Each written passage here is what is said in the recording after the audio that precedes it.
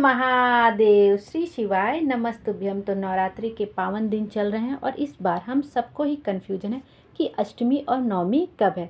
10 तारीख को अष्टमी है या नवमी है, या 11 को है अष्टमी और नवमी, या दोनों एक ही दिन है। चलिए इन सब सारी बातों को हम इस वीडियो में देख लेंगे कि अष्टमी और नवमी कब है।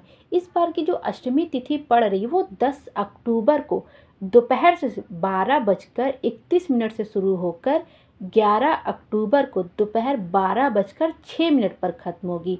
और वहीं पे नौमी तिथि भी 11 अक्टूबर 12:06 से शुरू होकर 12 अक्टूबर को सुबह 10:58 पर ख़त्म होगी। इस हिसाब से इस बार 11 अक्टूबर को ही अष्टमी और नौमी तिथि, जो कि दिन शुक्रवार पड़ रहा है, 11 अक्टूबर को अष्टमी और नौमी तिथि दोनों एक ही दिन मानी जाएगी, जिसको हम लोग महानवमी भी कहते हैं। बहुत दिन उस दिन हवन वगैरह करते हैं। बहुत लोगों के यहाँ अष्टमी को भी कन्या भोज किया जाता है, नवमी को भी किया जाता है। तो महानवमी जिसको हम लोग कहते हैं और जिस दिन हवन वगैरह करते हैं वो 11 अक्टूबर को किया जाएगा। मतलब जो हम लोग कोई व्रत करते हैं ना, चढ़ती करते हैं, बहुत जगह चढ़ती उतरती, मतलब पहले दिन और आखिरी दिन का बहुत लोग व्रत करते हैं।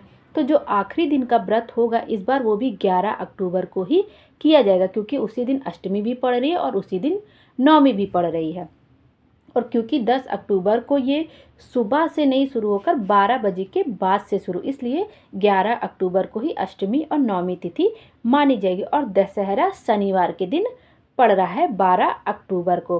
अब हम लोग देख लेते हैं कि कन्या पूजन में हमें किस किस चीज़ों का ध्यान रखता है। वैसे तो कन्या पूजन जो होता है, कन्या भोज भी कई जगह कहा जाता है, वो क्या होता है कि कन्या भोज में आप नवरात्र में किसी भी दिन कर सकते हैं। मतलब आप पंचमी सप्तमी से, आज भी पंचमी ही है, इस बार 2 दिन पंचमी पड़ गई, सोमवार को भी पंचमी थी, आज भी पंचमी है।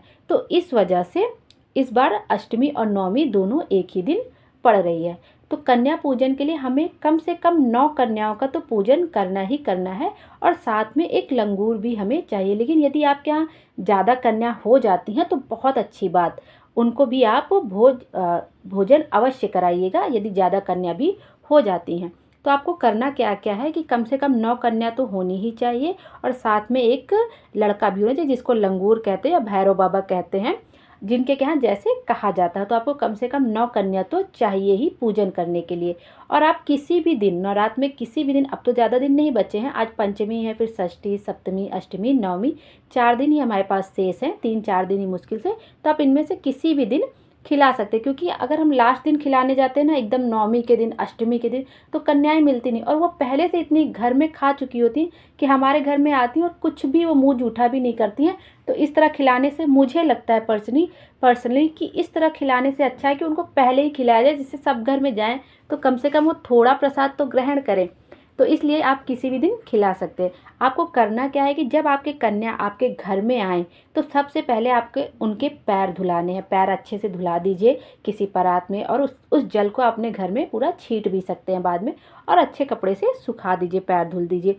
फिर उसके बाद कन्या का पूजन करना चाहिए। आप कुमकुम लगा दीजिए, हल्दी लगा दीजिए, पैरों में आलता लगा दीजिए, और लाल चूनर उड़ानी हो तो उनको लाल चुनरी उड़ा दीजिए। इस तरह से आप पूजन वगैरह जैसे भी आपके घर में जितना होता हो, जैसे होता हो, लेकिन हल्का फुल्का पूजन उनका कर दीजिए। कुछ नहीं तो कम से कम उनके पैरों में आलता लगा दीजिए, नहीं तो एक बिंदी ही लगा दीजिए कुमकुम की। इस तरह से उनका पूजन कर लीजिए। उसके बाद क्या करिए, आपकी कन्या का जो हम लोग भोज बनाते हैं ना, बहुत जगह खीर पूड़ी मिलता है, बहुत जगह चने की सब्जी पूड़ी मिलता है, हलवा पूड़ी मिलता है, लेकिन आपको क्या करना है, खीर अवश्य बनानी है। माता रानी को दूध से बनी हुई चीज़ें बहुत पसंद है, तो इसलिए उनको उनके प्रसाद में खीर अवश्य शामिल करिएगा। चाहे आप चावल की खीर बनाइए या साबूदाने की खीर बनाइए, लेकिन खीर अवश्य बनाइएगा। और सब कन्याओं को खीर का प्रसाद जरूर दीजिए। साथ में उनको कुछ भेंट दीजिएगा। आप भेंट में कुछ भी दे सकते हैं, लेकिन पंडित जी बताते हैं कि ये माता रानी का है और माता रानी को लाल चीज़ बहुत प्रिय है, तो उनको आप कोई लाल वस्तु जरूर दें। जैसे आप कुछ सुहाग का सामान देते हैं तो बहुत अच्छी बात, जैसे आप लाल वाली बिंदी आती है, ज़्यादा महंगी नहीं मिलती, 5-5 10-10 रुपए की मिलती है। तो 9-10 जितने भी आपके यहाँ कन्याएं आई हो, 9 से ज़्यादा आ जाएँ तो और अच्छी बात, माता रानी की हमारे ऊपर कृपा है। तो कम से कम आप उनको लाल बिंदी, लाल चुनरी, लाल चूड़ियाँ, बच्चों को बहुत पसंद होती छोटी छोटी, या पेंसिल, जो भी मतलब एक लाल वस्तु उनको देनी। और सुहाग का कोई लाल चीज़ दे दे तो बहुत ही अच्छी बात। और जो छोटी छोटी चूड़ियाँ आती है हम वो भी बच्चों को दे सकते हैं, वो लोग बहुत खुश हो जाती हैं। तो हम उनको लाल चीज़ कोई ज़रूर हमें देनी चाहिए। उसके बाद क्या करना है कि आपने जब सब कुछ दे दिया, भेंट वगैरह दिए, तो आप कन्याओं के हाथ में थोड़े से चावल दे, थोड़े से अक्षत दे दीजिए। और उनको क्या करिए कि जब उनको पहले से बता दीजिए कि जब हम लोग उनके पैर छुएंगे, उनका आशीर्वाद लेंगे, तो वो लोग आशीर्वाद के स्वरूप हमारे ऊपर थोड़े थोड़े अक्षत डाल देंगी। इस तरह से आप उनको बता दीजिए और उनके हाथ में थोड़े से अक्षत दे दीजिए। और जब उनके पैर स्पर्श करने लगिए, क्योंकि हम सभी कन्याएं आती तो पैर तो जरूर स्पर्श करते हैं, तो पैर स्पर्श करने लगी तो अपने ऊपर थोड़े से चावल डलवा लीजिए आशीर्वाद के रूप में। और थोड़ा अपना आंचल फैला के थोड़ा सा अक्षत उसमें डाल लीजिए। अब उस अक्षत को क्या करना है कि आप जब कन्याएं चली जाएं तो आप उस अक्षत को किसी कपड़े में बांध के या किसी चीज़ में रख के अपने घर की तिजोरी में या लॉकर में, जैसा भी आपके यहाँ सिस्टम हो, आप वैसा वहाँ पे रख दीजिए। उससे कहते हैं कि कभी धन संपदा वैभव की कमी नहीं होती, हमारे घर में बरकत होती है, क्योंकि वो माता रानी का प्रसाद होता है। उसके बाद सबसे अंत में उनको दक्षिणा दीजिए, जो भी संभव हो।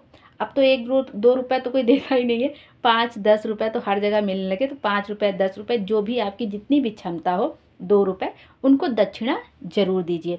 इस तरह से कन्या पूजन करना है। अपने ऊपर आशीर्वाद के रूप में अक्षत थोड़ा सा जरूर डलवाना है। और अपने आंचल में थोड़ा सा अक्षत बच्चों से, कन्याओं से जरूर ले लेना, उसको अपने घर की तिजोरी में रखना। इस तरह से आपको यह कन्या पूजन इस बार का करना। और आपका ये भी कन्फ्यूजन दूर हो गया कि आप, बहुत लोग नौमी तिथि के दिन ही कन्या पूजन करते हैं, तो 11 अक्टूबर को इस बार नौमी और अष्टमी दोनों दिन।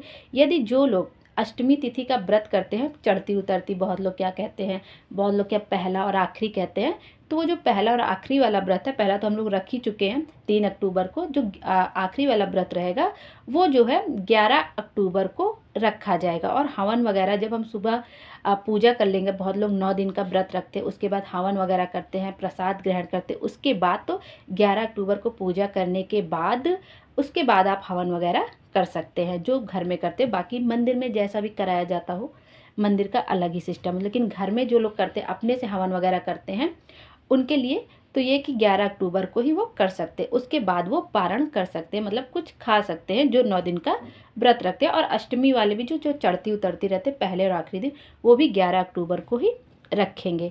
इस तरह से आपको यह करना है। आपको ये भी क्लियर हो गया होगा कि कन्या पूजन कैसे करना है, कन्या कितनी होनी चाहिए, और उनको क्या ज़रूर देना चाहिए। और उनको लाल वस्तु बहुत प्रिय होती है, तो लाल चीज़ ज़रूर दें। और इस बार अष्टमी और नवमी कब है ये भी क्लियर हो गया, 11 अक्टूबर को है। तो इस तरह से आप यह उपाय करके देखिएगा, हमारी जो भी मनोकामना होगी ज़रूर से ज़रूर पूरी होगी। कहते हैं जिस भी श्रद्धा या भाव से, पंडित जी बताते हैं, हम कन्या पूजन करते हैं, हमारी जो भी मनोकामना होती है वो माता रानी ज़रूर से ज़रूर पूरी करती। और मान लीजिए हमारे पास सब कुछ अच्छे से भरा जरा, माता रानी सब कुछ दे दिया, तब भी यदि हम कन्या पूजन करते हैं, तो हमारे घर में जो चावल आता है, जो बच्चे हमें कन्याएं चावल देती हैं, उसको यदि हम अपने घर में तिजोरी में रखते हैं, तो हमारे घर में हमेशा बरकत होती है, खुशहाली आती है। तो हमें यह उपाय ज़रूर से ज़रूर करना चाहिए। और एक उपाय जो पंडित जी बताते हैं कि इस नवरात्र में हमें ज़रूर से ज़रूर करना चाहिए, वो जो 11 आम के पत्ते हों, या आपको 21 आम के पत्ते मिल जाए, या 31 या 51, जितने भी आपके आम के पत्ते आपको मिल जाएं, आपको आम के पत्ते ले लेने हैं और उसका एक तोरण बना लेना है। बहुत लोग उसको बंधन बार बोलते हैं, बहुत लोग तोरण बोलते हैं। और घर के मुख्य द्वार, आप चाहे कच्चे सूत में उसकी डंडी बांधते जाइए आम की, या मौली हो आपके घर में, या जो भी हो आपके पास, धागा थोड़ा मोटा रहेगा तभी वो टिक पाता है। तो आपको वो ले लेना है धागा, और उसमें 11, 21, 51 जितने भी आम के पत्ते आपको मिल जाए वो ले लेने, और अच्छे से बंधन बार और तोरण बना लेना, और अपने घर के मुख्य दरवाजे पे उसको ज़रूर से टांग देना चाहिए। अभी भी हमारे पास 3-4 दिन का समय है, और हम अच्छे से इसको कर सकते हैं कि हमें ज़रूर से ज़रूर बंधन बार या तोरण बना के अपने घर के मुख्य द्वार पे लगा दें।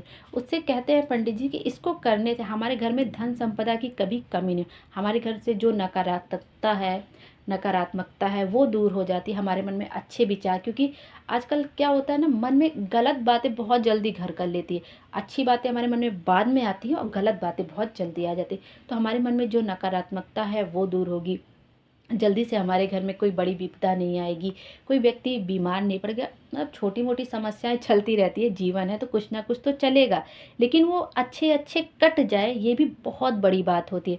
हमेशा सुख समाचार मिलेंगे, नए नए कार्य संपन्न होंगे, और जिस भी मनोकामना से हम वो तोरण बांधेंगे वो हमारी मनोकामना जरूर ही पूरी होगी। इस तरह से आपको यहाँ उपाय करना है।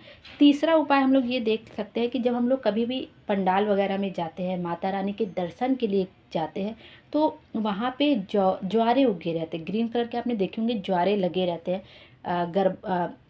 डांडिया होता है, गरबा होता है, जहाँ पे भी जैसा होता हो हर जगह वहाँ पे आप देखेंगे माता की मूर्ति के पास कलश रखा रहता है और वहाँ पे बड़े बड़े ज्वारे उगे रहते हैं। तो आप जब भी जाएं आप पंडाल में, तो याद से जाइएगा कि हमको ज्वारे के दर्शन, अपनी कामना कहते हुए, अपने मन की बात कहते हुए माता रानी से अपनी मनोकामना वो ज्वारे के दर्शन करके कह दे कि आपके जीवन में जो भी तकलीफ होगी, दुख होगी, आपका ज्वारे के मात्र दर्शन से ही आपकी वो तकलीफ दूर हो जाएगी, आपकी मनोकामना जरूर से जरूर पूरी होगी।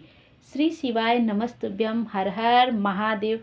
भोले बाबा हम सबकी मनोकामना पूरी करें और हमारे जीवन को खुशियों से भर दे। Thank you.